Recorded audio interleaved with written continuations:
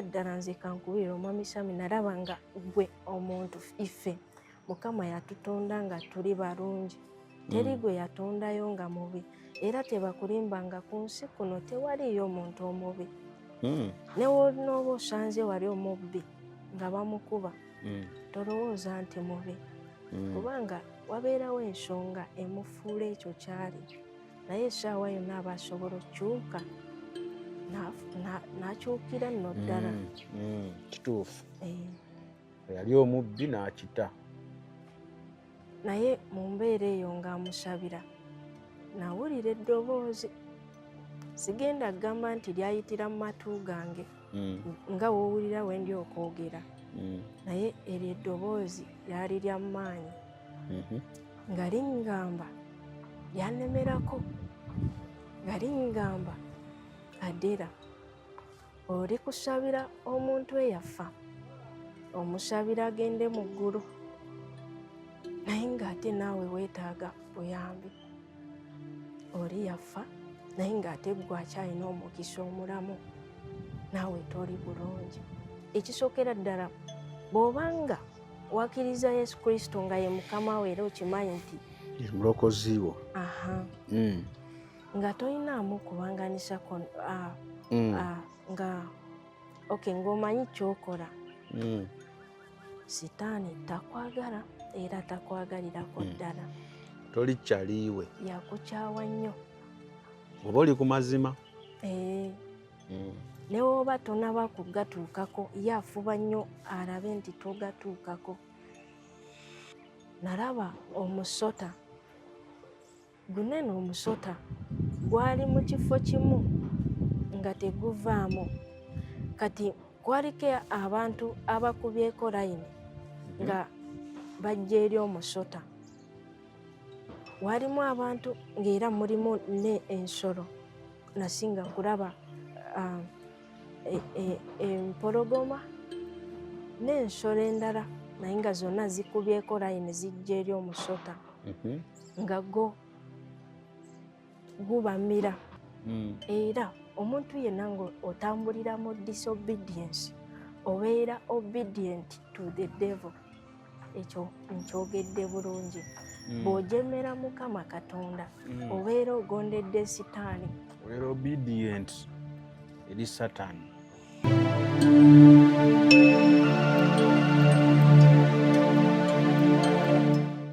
Ng'oyagala okumanya ebiriko tambula n'abaliko. Enzige ebuuka na nzige. Olaba n'abazungu baakiraba nti birds of the same feather. Kati nno nkuleetedde banywanyi bo mu nsonga zonna ezikwata ne tekinologiya. Yoshtech Services. Bw'ova ku bano ogenda kuwanga tto. Yoshtech Services be baliko. Oyagala kukuzimbira website oba application. Olina ekyakubulako mu sisitimu ya kompyuta yo. Bano babinoonya ne babikomyawo. Oba kyewandiise data recovery. Tebakoma okwo. Yoshtech Services era bakuyamba okulaba ng'olina obukuumi ku bibanja bye ebya intaneti. Kiyite Cyber Security Services era nga bakanika ne computers. Bano nakugambye bannakinku mu tekinologi. Era nawe ayagala okwebuuza ku kintu kyonna ekikwatagana ne tekinologiya. Tukwaniriza. Oyagala cloud services, network services oba software development. Naawe beekwate. Basangibwa Rubaga Road opposite Barbados Hotel okuliraana Trinity Christian Church. Bakubireko ku 07 519 715 oba 0787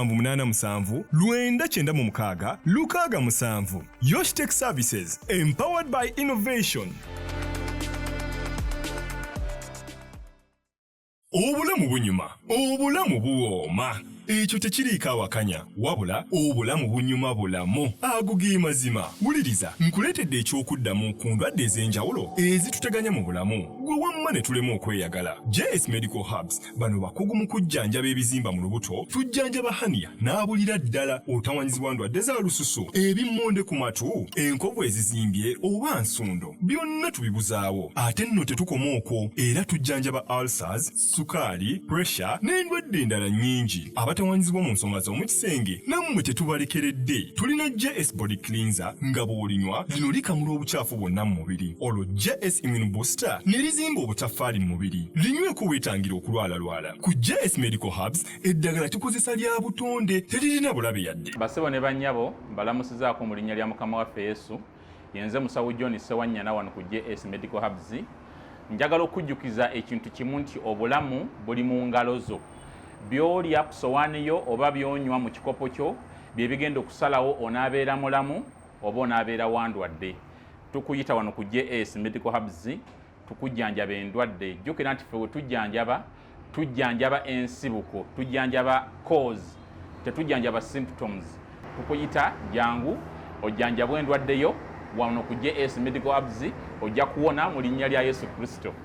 Amina. Tusangibwa Nansana okumpi ne Nansana Business Center oba tufune ku ssimu zino wammanga noti 7 noti 6 367 362 oba noti 772 999 noti 29. JS Medical Hubs for health and skin solutions. Mwenna abeekuumira ku mukutu guno gwa Unique Media tubaaniriza ne tubabuuzaako mwasiibye mutya, mwasuze mutya okusinziira ku time kwolabira vidiyo eno. Samikege mannya gange, Lawrence Olima ku kamera yaliko okulaba nga ate buli kimu kitambula nga wekirina okutambula. Mbabuuzaako mwenna okusinziira mu nsi zonna gye mutulabira, kasola zimenya n'enzimalayo n'embeebaza okubeera nga Eva muba mulindiridde program zetuteekayo ku channel eno. Nabagamba channel eno ya Bwakatonda era kizibu nnyo era nzikiriza titolisaako kintu kyonna kitakwatagana na kuweereza Katonda. Abatuvuma mu comments awo tubalaba, tubasabira busabizi, tubakwasa Mukama nti nammwe mujja kukyuka. Abacriticising naye nga aba positive criticism tubaagala nnyo kubanga ebirowoozo byammwe bitutwala maaso, bitugaidinga, bitukyusa here and there okulaba nga ate we become a better channel.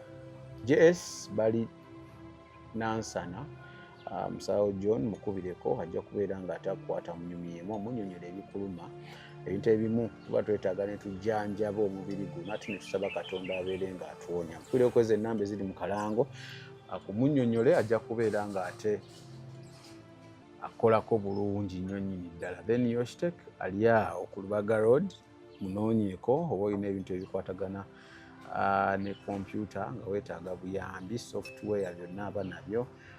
Olina machine gy'oyagala abeera azitunda bulungi nnyo nnyini ddala, ate nga muteesa ebbeeyi ne muba nga ate buli omu avaawo musanyufu. Kale olunaku olwaleero nina omukyala nina simanyi omukyala oba tomuyise mukyala so omuyita omuwala simanyi nyinza omuyita omukyala naŋŋamba nedda ssebo onkaddiyiza nnyo. Ane kyemmanyi gwe nina female, nina female aze abeeko byatugamba. Ennono ye wanjawulomu lwa nsonga yankontakitinga akyali gye yali, yali akyali gye yali Saudi. Naŋŋamba nina byenjagala okwogerako naawe Sami, revelations ezimu Katonda zandaga. Naŋŋamba we ndikomawo ndikola ki? Tulitula ne twogera, nali mmanyi asaaga naye yatuukiriza era we yali avaayo yaŋŋamba Sami nkomawo, ansaba onfunire ku budde tubeeko ng'ate tubeeko bye twogera, tubeeko bye tutegeeza abantu. Kati essaawa tube ng'ate tubategeeza biki ebyo Katonda bye yamusobozesa okulaba, atusomese naffe tubeere ng'ate tubitegeera. Maama, ogamba otya? Mukama yeebazibwe. Mukama yeebazibwe ssebo. Nsaba ombuulizeeko ku bantu abo abakulaba, obabuulire ne ku mannya gaffe. Mukama yeebazibwe. Abaweereza ba Mukama mbalamusaako mu linnya lya Mukama waffe Yesu Kristo. Yeah. Oli mulokole? Ndi mulokole. Walokoka ddi oba walokokera wa? Olugendo lwange olw'obulokole si bbanga ddene. Okay. Saudi egamba ki gy'obadde? Saudi si mbi nnyo. Bagamba naawe obadde mu kiyumba? Mbadde mu nnyumba. Lwaki babiyita kiyumba? Anti biba binene.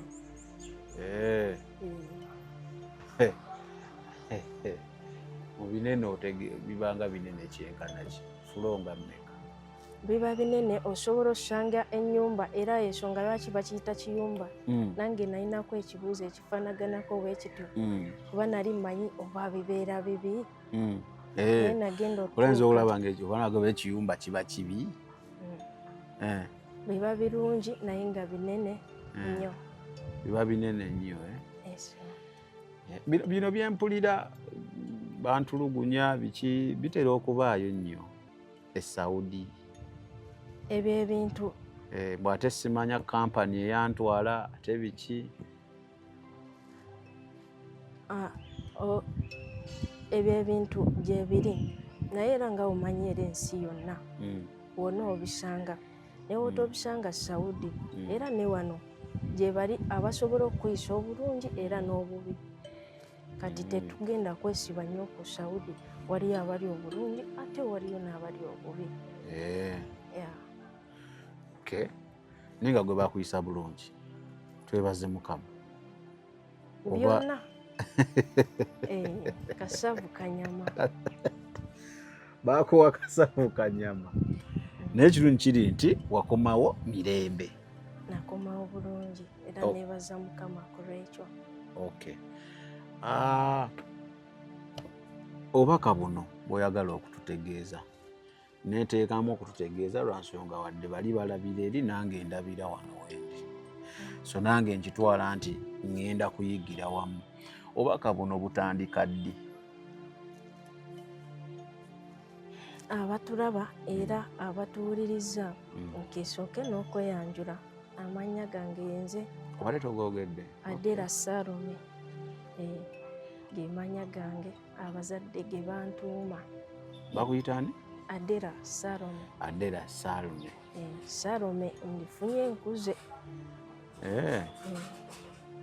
Mubuto wali ani? Osobola okumpita Adera. Adera? Ese. Walina limu? Nalina abiri. Liri tulireke? Newe tulireka nnyo. Kale, Salome. Bitandika bitya? Nze saazaalibwa nga ndi mulokole. Era nze okubeera omulokole kizze ebbanga si ddene emabega. Nazaalibwa mu famire eya Catholics nga tebaliiko nnyo, tebabimanyi nnyo ebya Mukama. Kyenyinza okugamba nga ne Sitaani tebamumanyi nnyo naye era nga ne Mukama tebamumanyi. Tebalina gwe bamanyi? Tebalina gwe bamanyi nnyo wadde obeera omumanyi nti Mukama gy'ali era ye yatutonda naye era oba weetaagako oba ekisingako awo.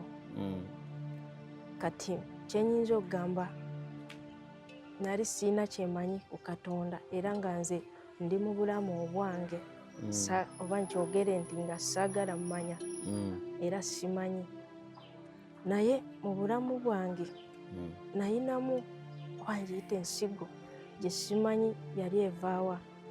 Kuba ne we nawuliranga wadde nali mu ddiini eyo nga nze buli wempitaako ku bantu ababuuliranga enjiri mbeera mpulira njagala nnyo era mu kukula kwange kwonna kwonna nga nze mpulira wendi si we nina okubeera. Ekyo kyalimu mu nze nenzija nga ntambula. Era nze emirundi gye naakalokoka simanyi oba emeka. Tobala?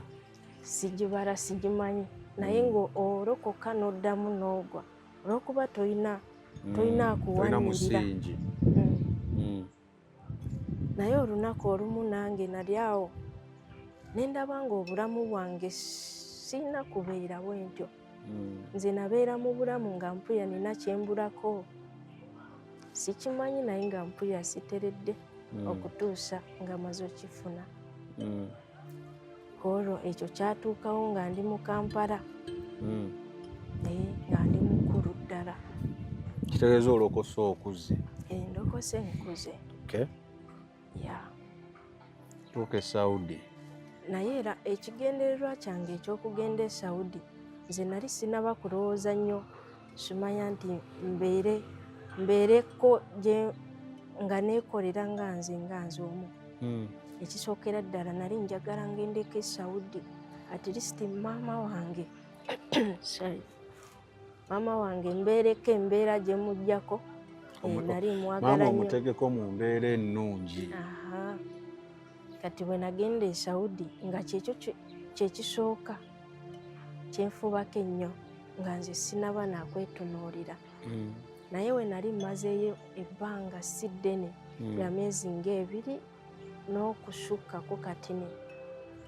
Oyo eyali maama n'afa mu ngeri eyali surprise. Ne kinkuba nnyo nnyo nnyo nnyo. Nafuna obuzibu. Kyampisa si bulungi. Bwe kyampisa bubi nnyo. Maama yalwala? Teyalwala, yali talina buzibu bwonna, bigendayo nnyo naye yafa surprisingly. Kyali kyewuunyisa. Kyova olaba kyampisa bubi nnyo. Wadde nali simanyi kusaba nga si bye ndiko nnyo. Natandika okusaba nga nsabira oyo maama wange Mukama asobole omusonyiwa kyonna kyonna ensonga yonna gy'amuyinako, at least awummule emirembe.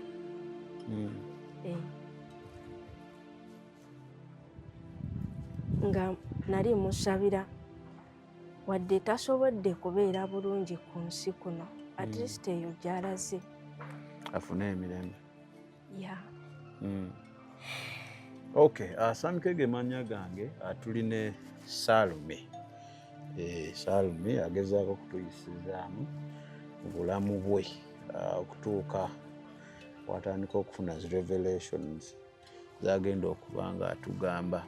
Amazima gali nti buli omu ayita mu mbeera era buli omu nkakasa bukakasa nti waliwo embeera gy'oyitamu neekunyiga naye oba oliawo Mukama n'akuyamba n'ogiyitamu. So njagala tuwulirize nga tetujajinga, tugezeeko okutegeera because we tunaakola ekyo tujja kutegeerera ddala amazima amatuufu agali mu mboozi eno. Nja giyita mboozi mu mboozi eno kubanga yeetaaga ofolowinga. Bw'ona agibuukabuuka tojja gitegeera bulungi. So maama yafa mu mbeera etategeerekeka ate nga initial ekyali kisinze n'okutwala gye walaga kugezaako kukyusa mbeera ya maama abeeko mu bulamu obulungi. Ekikuyisa obubi ki ekiddako? Olwo wookolera tebakuyisa bubi? Nali siri wali bubi. okay. Ekyasingayo era okumpisa obubi kwe kuba nti yagenda ovaawo nga simusindikirangayo wadde kadde ennusu. Samuwa. Kati mu mbeera eyo nayiga okusaba. Ntandika omusabira. Nemusabira nno. Naye mu mbeera eyo ng'amusabira nawulira eddoboozi. Sigenda kugamba nti lyayitira mu matu gange nga woowulira we ndi okwogera. Naye eryo eddoboozi lyali lya maanyi nga lingamba, lyanemerako nga lingamba Adera oli kusabira omuntu eyafa omusabira agende mu ggulu naye ng'ate naawe weetaaga buyambi oli yafa naye ng'ate gwe akyalina omukisa omulamu naawe toli bulungi. Obulamu bunyuma, obulamu buwooma. Ekyo tekiriiko awakanya, wabula obulamu bunyuma bulamu. Ago ge mazima. Wuliriza, nkuleetedde ekyokuddamu ku ndwadde ez'enjawulo ezituteganya mu bulamu. Gwe wamma ne tulema okweyagala. JS Medical Hubs bano bakugu mu kujjanjaba ebizimba mu lubuto, tujjanjaba hania n'abulira ddala otawanyizibwa ndwadde za lususu, ebimmonde ku matu, enkovu ezizimbye oba nsundo. Byonna tubibuzaawo. Ate nno tetukoma okwo, era tujjanjaba ulcers, sukaali, pressure n'endwadde endala nnyingi. Abatawanyizibwa mu nsonga z'omukisenge nammwe tetubalekeredde. Tulina JS Body Cleanser nga bw'olinywa lino likamula obucaafu bwonna mu mubiri. Olwo JS Immune Booster ne lizimba obutaffaali mu mubiri. Linyweko weetangira okulwalalwala. Ku JS Medical Hubs eddagala tukozesa lya butonde teririna bulabe yadde. Basebo ne bannyabo mbalamusizaako mu linnya lya Mukama waffe Yesu. Yenze musawo John Sewanyana wano ku JS Medical Hubs. Njagala okujjukiza ekintu kimu nti obulamu buli mu ngalo zo. By'olya ku sowaani yo oba by'onywa mu kikopo kyo bye bigenda okusalawo onaabeera mulamu oba onaabeera wandwadde. Tukuyita wano ku JS Medical Hubs tukujjanjaba endwadde. Jjukira nti ffe we tujjanjaba ensibuko, tujjanjaba cause, tetujjanjaba symptoms. Tukuyita jangu ojjanjabwa endwadde yo wano ku JS Medical Hubs ojja kuwona mu linnya lya Yesu Kristo. Amina. Tusangibwa Nansana okumpi ne Nansana Business Center oba tufune ku ssimu zino wammanga noti 7 noti 6 367 362 oba noti 772 999 noti 29. JS Medical Hubs for health and skin solutions. Kati nze wenakiwulira namanya nti waliwo ekyamaanyi bw'abanga Mukama gy'ali alabika ali mu kwogera. Jjukira nange nali ntandise okufuna ekintu ekinsika nga njagala mumanyako ku Mukama. Kati bwe nakiwulira kuba before nga sinaba nakuwulira eryo eddoboozi kuba kasita lyayogerawo eriti nawulira nga sikyasobola kuddamu kusabira omuntu eyafa. Ntandike okusabira oba oli awo abalamu. So kikyama bakikola bakyesonyi era si kirungi okusabira abafu. Bo balina omukisa gwabwe waba teyagukozesa bulungi munnange ebibye byaggwa gwalina okwefaako gwokyali mulamu. Va ku bafu ekyo nkizzeemu nnyo naye tujja kukireka. Kati bifo nga sinabafunira eddoboozi Mukama yasooka nandagako k'oyo gwe nali nsabira. Embadde sagala muyingirira nnyo naye munange osanga kinaatuyambako kubanga naye mwennyini ekifo mwe namusanga kyali tekyeyagaza, yali siggeyeena.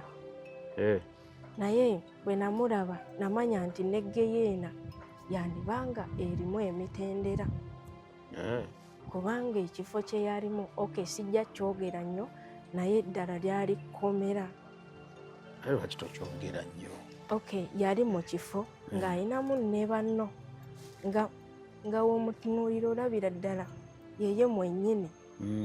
Naye nga balinga bali mu kkomera. Balina ennaku sisobola kujjukira eri omuntu yenna nga wali otunuddeko mu mwoyo oli ne waba tayogedde ekintu kyonna osobola omutunuulirawo oti n'omumanya kikyalowooza n'omanya n'obulumi bw'alina ku mutima kuba naawe obeera obuwulira.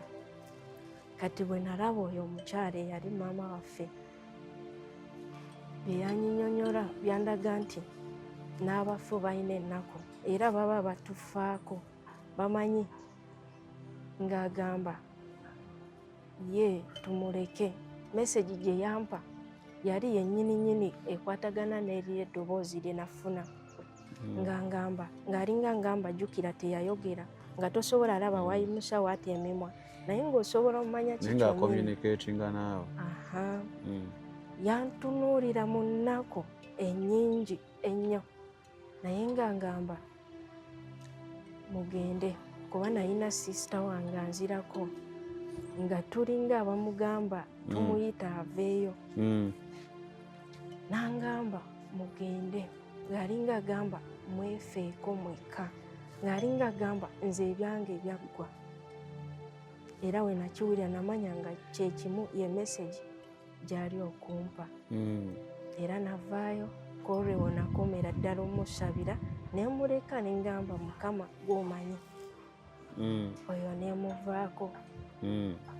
Naye ne ntandika okwagala nze mbeere nga sigendayo eri. Anti jjukira eno message egamba osabira abafu ng'ate naawe toli bulungi. Yes. Kati nenjagala mbeere bulungi, ngenda okufa nga ndi bulungi nemegenderi gye walabye. Oba sinakindi okusabira abafu mbeere nga nsabirako ku bantu abalala nga famire yange kuba nabo balamu ate tebali bulungi.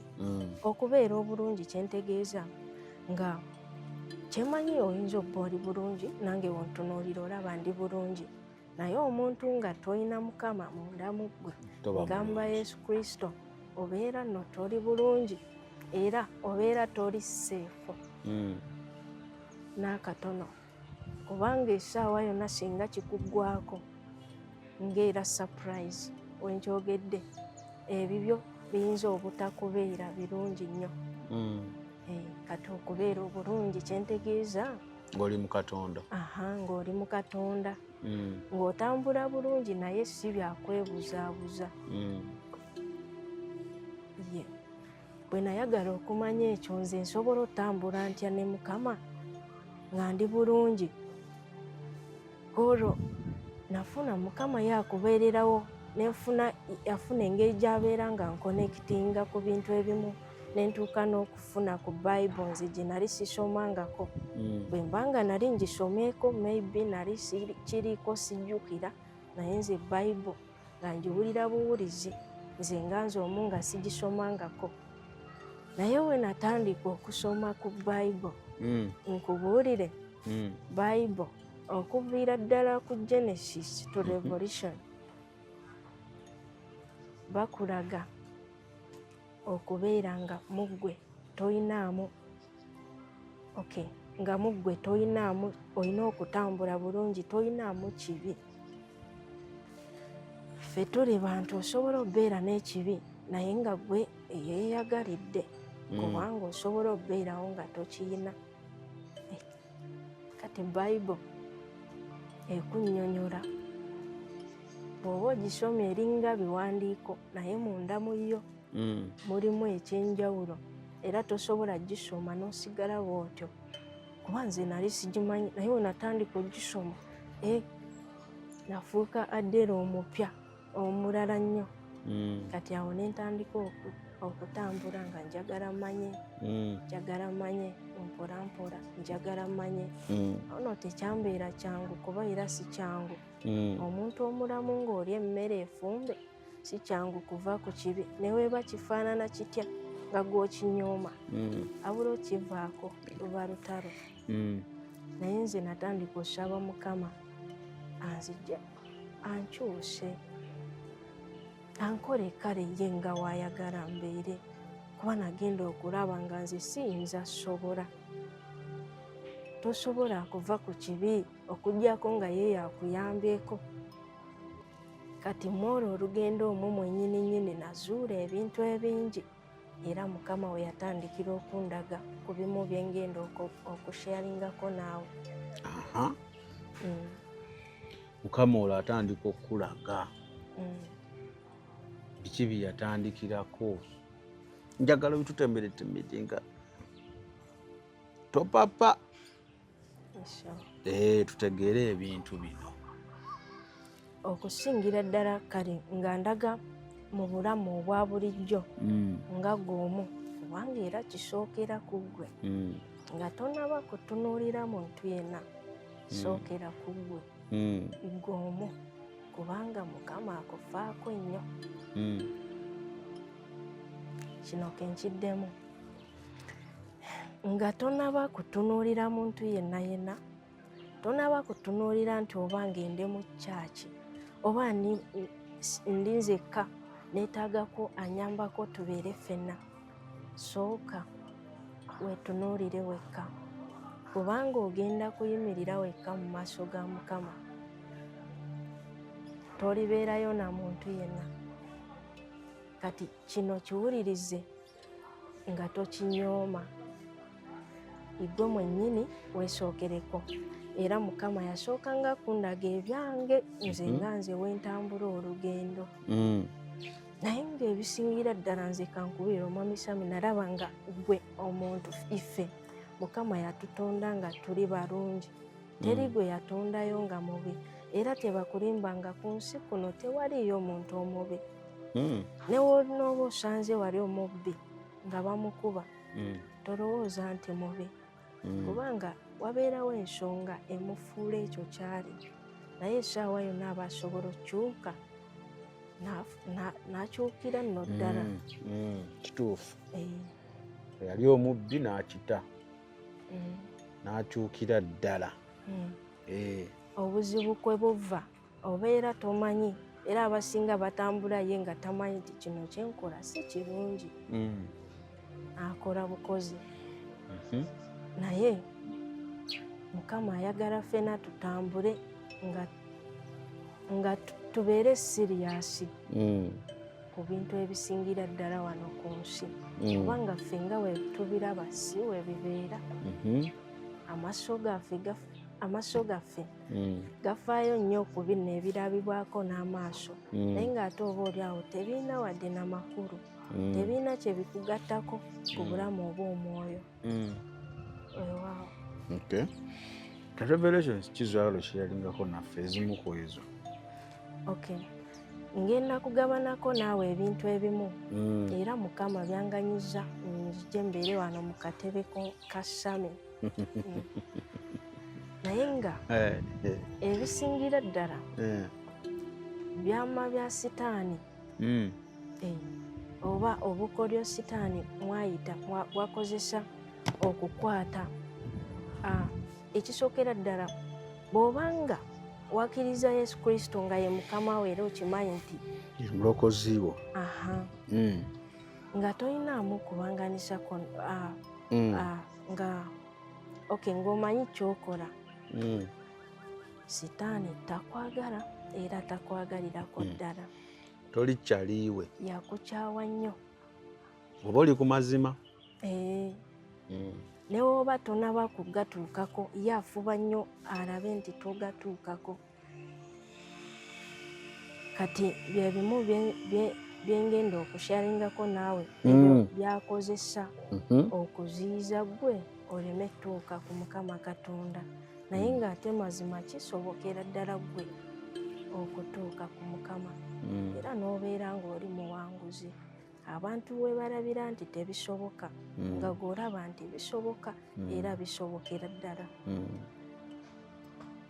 Ebimu mbirabye nga visions, ebirala oba tugenda biyita revolutions ne dreams, naye ate waliwo n'ebintu ebimu nange simanyi kutya bwe nnaabinnyonnyola nga nsobola okubiraba nga seebakiddeeko ddala, nga olaba wentudde wano naawe nga ndi mu sensizi zange zonna, wadde ne vision obeera mu sensizi zo era ng'otegeera, naye kalewo obanga bwe baggyeewo n'ogenda okudda katugeze ntudde wano n'ogiramu oti kati nenoolaba nga mbadde ku ki, naye ng'ate era osigaddewo kati ebyo ebyosebo.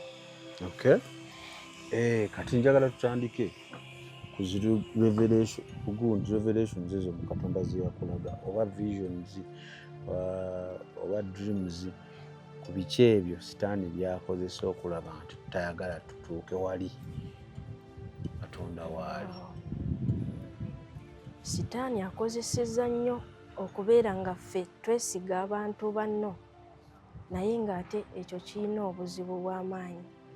Oli n'abeera ng'agamba nze bwe mba siise wano ndabika sijja kulaba Mukama, naye ng'ate gwe mwennyini osobola omulaba gwe wekka, era ayise nnyo mu bantu betulabiramu ng'ebitiibwa oba abasumba oba omuntu yenna kasita gw'owaayo n'omwesiga n'omutima gwo n'ogamba aa nze newemba n'ekirooto ono yajja okinvunuulira newemba nga gw'owulira weesiga oli osinga nga gwe wewandyegambidde Katonda direct nga tosoose kuyita mwoli. So okwesiga abantu kibi nnyo kubanga gwe toli Katonda nti onoomutunuulira ogambe nti yaali katuufu. Yes, tulina obbawuliriza era tulina tubakiririzaamu naye towaayo nnyo ojja tomera.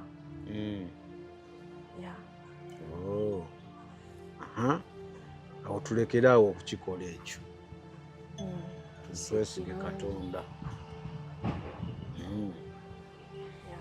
Ate ewalala ekisooka okwesiga abantu tukikomye.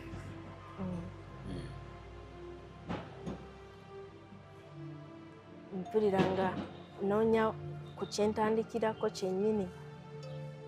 Tandika wonna yonna kuba twagala ku bantu wano babitegeere. Okay, kentandikire ku kino. Olunaku olumu nali waali ku makya nazuukuka ku makya nnyo. Kale bwe nazuukukanga ku makya nga njagala osabako naye olw'okuba nti obeera okyalina otulo biyinza okukulema kati nafulumako wabweru nfune ku mpewo enkubeko mbeere fresh. Nali ntudde katebe wabweru nalaba ekintu nno ekyaneewuunyisa n'amaaso gange nga seebase. Natunuulira nga mu bbanga si wala nnyo naye nga mu bbanga nga olaba kubire naye nga kyenalaba ng'osobola okukiraba bulungi nnyo ng'ekiri okumpi. Nalaba omusota. Ng'oyagala okumanya ebiriko tambula n'abaliko. Enzige ebuuka na nzige. Olaba n'abazungu baakiraba nti birds of the same feather kati nno nkuleetedde banywanyi bo mu nsonga zonna ezikwata ne tekinologiya. Yoshtech Services bw'ova ku bano ogenda kuwangatto. Yoshtech Services be baliko. Oyagala kukuzimbira website oba application olina ekyakubulako mu sisitimu ya kompyuta yo bano babinoonya ne babikomyawo oba kyewandiise data recovery tebakoma okwo. Yoshtech Services era bakuyamba okulaba ng'olina obukuumi ku bibanja bye ebya yintaneeti. Kiyite Cyber Security Services era nga bakanika ne computers. Bano nakugambye bannakinku mu tekinologi era nawe ayagala okwebuuza ku kintu kyonna ekikwatagana ne tekinologiya tukwaniriza. Oyagala cloud services, network services oba software development naawe beekwate. Basangibwa Rubaga Road opposite Barbados Hotel okuliraana Trinity Christian Church. Bakubireko ku noti 7 noti 5 519 715 oba noti 787 996 667. Yoshtech Services, empowered by innovation. Guneno omusota gwali mu kifo kimu nga teguvaamu. Kati kwaliko abantu abakubyeko layini nga bajja eri omusota. Walimu abantu ng'era mulimu ne ensolo. Nasinga kulaba empologoma n'ensolo endala naye nga zonna zikubyeko layini zijja eri omusota nga gubamira gubeera gumira omukomu era ensolo nga za njawulo nnyingi nga n'abantu era banjawulo. Bwe ngamba nti abantu ab'enjawulo ngamba nga nze naawe Mr. Sami n'abasumba n'abantu abalala nga bangi naye nga balaba omusota gumira naye nange nesigala nga nkyajja. Good. Ng'olaba gumiza oli addako naye era nga nange nzijjako bumire. Kati ekintu ekyo we nakiraba nno saasooka kitegeera neŋŋamba they keep coming ng'omusota gwo gumira bumizi. Naye bino byengenda ogabanako naawe nja byogera nga weebiri direct kubanga biringa ebyennyonnyola byokka. kati bwe nakiraba ekyo nze okumanya kwe nafunamu ekyo nalaba nga omuntu kubanga guno omusota bwe nagulaba tegwali munene ne sayizi yagwo ng'omuntu asobola okugusingira ddala naye ng'ate gumira nga gusobola omumira omuntu nga oba ogumiza akantu akatine ennyo kati bwe nakiraba nemanya nti omuntu nga ye Mukama yamuteekako omuntu alina obuyinza okusinga omusota naye ye yeewaayo yekka nga yeesaliddewo kuba nze saalabako nti oba gubakwasa maanyi gwe gwabeera mu kifo kimu ng'ate bali bajja buzzi omuntu w'amaanyi nnyo era asinga omusota naye ffe ffeka abasalawo ne twewaayo ffeka ffeka nga tweyagalidde ne twewaayo eri omusota era gwo gulina okumira bumizi kubanga ekigendererwa kya sitaani kwe kubba okutta n'okuzikiriza ate nga we nkugambye nti takwagala wakugwirako wonna aba tayagala alekawo wadde akasigalira yakumalawo wenna kati bwe nafuna okumanya nti igwe omuntu Mukama yakutonda ng'olina obuyinza bw'amaanyi era oli w'amaanyi nnyo okusinga omusota naye gwe weewaayo wekka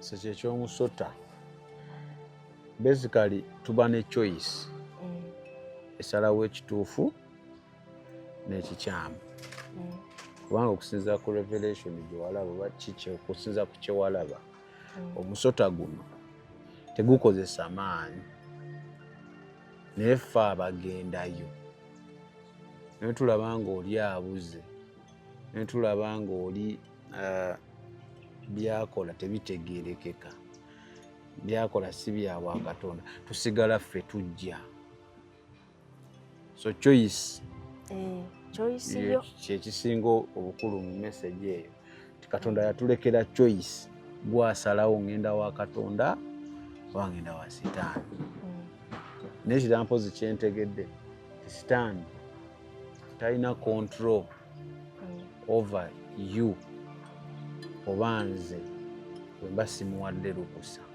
talina talina era Mukama akuteekerako ekisa gwe n'osobola okumanya kino sina kikola ate kino kyenina okukola kyemmanyi buli omu newoba ekyo sikimanyi nnyo naye n'omuntu nga tanaba kulokoka waliwo ebintu ebimu by'omanya nti kino nno si kirungi sina kikola oba olina sense egamba eyawula ekibi ekikyamu n'ekituufu naye ebiseera ebisinga ife ffennyini abasalawo kyova olaba buli omu ogenda kusasula okusinziira butya we weeyisanga mu musinga okyalina omukisa naye waliwo ekirala kye nalaba nga kubanga kino wadde weesalirawo ebiseera ebisinga owulira nga kale biyinza okusinza amaanyi nga mu butuufu okimanyi kisi kyenina okukola naye noweesanga ng'okikoze bw'obanga oli mu mbeera efaanaganako bwetyo sijja gamba nti gwe wekka kubanga ffenna tuli kyekimu nange siri bulungi buli lunaku binnema nnyo naye nfuba nnyo okugezaako ne sivaawo mu kye namaze otegeera ntya nnyo kifiirwa sisobola kumala gakiwaayo w'entyo naye buli weesanga nga gwe owulira tokisobola manyanga si gwe alina okukola si maanyi go era gwe teweefubaako wekka kubanga bw'onoowerowoozaako kuba nti gwe ajja osobola bijja kukulema nnyo Mukama yasobola okukikuggyako yeka omusaba buyambi n'ogamba nyamba wano sisobola njagala nnyo naye sikisobola adooga olina ekirala kyewalaba wano mbadde njagala kuwa otya bw'osobola okivaamu kubanga nalabanga ekireetera abantu abasinga okubeera mu mbeera bwetyo ebeera disobedience kasita gwe okyogedde bulungi bw'obeera n'obujeemu kuba nakugambye nti osooka kumanya Mukama akuteekerako ekisa n'omanya nti kino siina kikola ate kino kyena okukola naye gwe ne weewaliriza wekka n'ogamba n'otokifaako kati eyo gye bayita disobedience era omuntu yenna ng'otambulira mu disobedience obeera obedient to the devil. Ekyo nkyogedde bulungi bw'ojemera Mukama Katonda obeera ogondedde sitaani obeera obedient eri Sataani.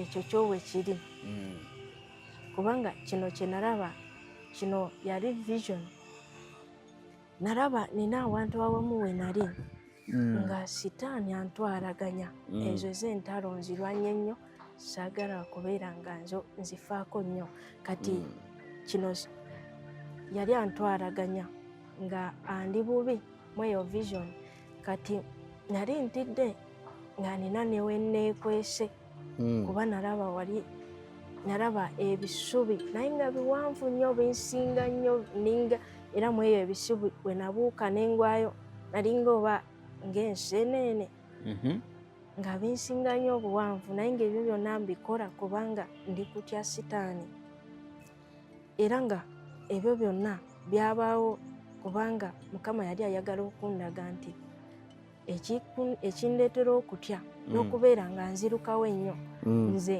ngondera sitaani naye singa mujemera sandibadde nakutya konna kale nalidduse naye ate sande tidye kutuuka ku ekyo ntuuke n'okwebikka mu bisubi kubanga eyo mu maaso gye nali ndaga mu kkubo waaliyo ensolo nga nnene ensolo ennene omanyi kerikengezeko empologoma fenafena oyinza oba nga omanyi sayizi yaayo naye ku luno ng'empologoma yeyenkana ng'enjovu oba okiwulira okutya kwe naliko kwali kungi byali byanjawulo nnyo mu eryo ekkubo lye nali mpitiramu kino ndi kukyogera nga nina kye njagala okuggyirayo kati bwe nali nkyali eyo mu bisubi gye nali neekwese nga ntya okuyitawo nga ndaba ebyo ebisolo era nze we nabitunuulira namanya nga ne zino eno zifirimu ze wali olabyeko oba ze tulaba nga mulimu ezineesooba esimanya dinosaurs biki ebyo ebinene nnyo nze nategeera nga kuno ku nsi tewaliyo nsolo eyenkana bweto abula byonna babiraba eyo ke bajja ebifaananyi tewaliwo nsolo zenkana bwezityo ku nsi teziriyo banange bati zitiisa nnyo zeewuunyisa era teweegomba zirabako kati bwe naziraba nga nkyazitidde nawulira eddoboozi lyo lyajja straight nnyo nga ligamba ekiri kuntiisa lwakuba nti nno ngondera sitaani bwe nakiwulira era nekimpa amaanyi kati nga solution yali disobey and reign kino nkyogedde mu Luzungu jemera sitaani osobola okufuga oyimirire mu pozishoni yo jemera sitaani osobole okutuuka w'olina otuuka ofuge kubanga womugondera yaba ajja kufuga bw'ogondera sitaani yabeeranga mu kifo kyo gwe mwolina okubeera ate ye yabeerawo so olina omuddiisa obeyingira omugjewo obeerewo osobole okweddiza owambe kati we nakiwulira era eddoboozi lyansitulayo n'amaanyi nawulira nga sikyalina kyentya kale ate oba byonna byonna nsobola okubiyisa bubi nnyo kubanga byali mu kkubo naye ng'ate kwe ngenda oyita kasita namala okuwulira nga nja kisobola nze njemere sitaani bye nali ntidde era nga nabyo birabika ng'ebinninze binkoleko emikolo kubanga wali obitunuulira tolanga we tuli okwetunuulira we tuti ebeera nsolo ng'ogiraba naye ogitunuulira ebeera ng'oba omuntu okiwulira kati bwe naziraba nempulira nga nzisobola nnyo era nenvaayo nentandika oziyitamu kasita nakirowoozaako nti kati sigenda kuddamu kujemera sitaani zo zennyini zatandika okunteerako ekkubo mpitewo kubanga ezimu nazirinyangako waggulu n'endala nga zibanga ezikutamamu kuba zaali nnene nnyo nsobole okuyitawo naye ng'ekyo kyonna kubanga kati mpulira nzikiriza nti sigenda kugondera sitaani so wano wezijira ziti notandika ozirinyako wali okkiriza okugondera sitaani? Nali nzikiriza nti sikyaddamu kugondera sitaani. So oba okkiriza obutaddamu okugondera sitaani zikugondera? Ziba ziwulira nnyo oba ziba engeri gye ziba zikutunuuliramu naawe weewuunya n'ogamba oba waliwo ekindiko nga owulira si ggwe kuba ziba zitya nnyo ate nga ziraga zikuwaanye ekitiibwa zikutya. Simanyi oba abali mu kulaba mutegeera ebintu bye tuli mu kwogerako. Nagambye wuliriza ng'oli open minded ng'oyagala kuyiga oyagala kutegeera bintu bimu. Eno emboozi oba okusomesa kuno kugenda okukolera amakulu naye newonaakulaba nga yo judgmental n'okulaba nga toli attentive to what we are saying, tolina kyogenda kifunamu. Because at the end of the day programs tuzireeta oyige gwali mu kulaba obeeko kyoyiga obulamu obukyuse onoonye Katonda. Waneno we twatandikidde badde njagala nange nga ngezaako okutema ekkubo awuliriza asobole otofuna naye ng'ebisingira ddala bye mbadde njagala okwogerako naawe bye bino ebihappeninga olwaleero mu nsi yonna ate n'ebigenda okubeerawo kubanga nasobola okulaba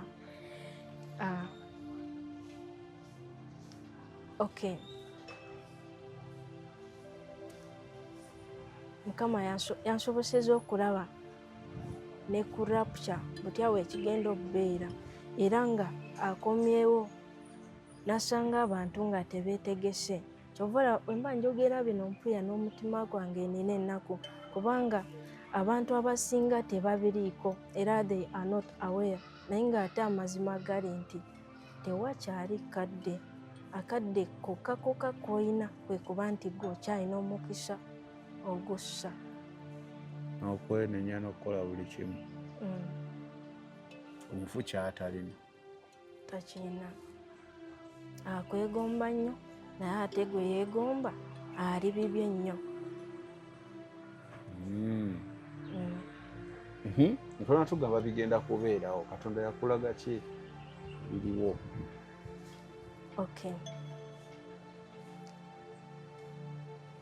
Waliwo n'ebintu ebimu ffe bye tufaako ennyo wano ku nsi, simanya ennyimba, simanya churches, ebyo ebisingira ddala byonna ebikwata ku basumba, ebikwata ku bayimbi, ebikwata ku buli kyomanyi, ebisingira ddala bibeerawo ku lw'obulamu bwe gw'omukristaayo ali mu kkubo nga ogenda mu ggulu. Byonna n'ebyokulya bye tulya biriwo okuziyiza. Nkubuulire, oyinza obeera tokifaako naye ng'ebisingira ddala they are designed to kill you spiritually. Ebyo by'owulidde oba ebyogeddwamu episode eno si birowoozo bya Unique Media nga channel awamu n'abagikulira, wabula birowoozo by'abantu ssekinnoomu mu kiti kyabwe.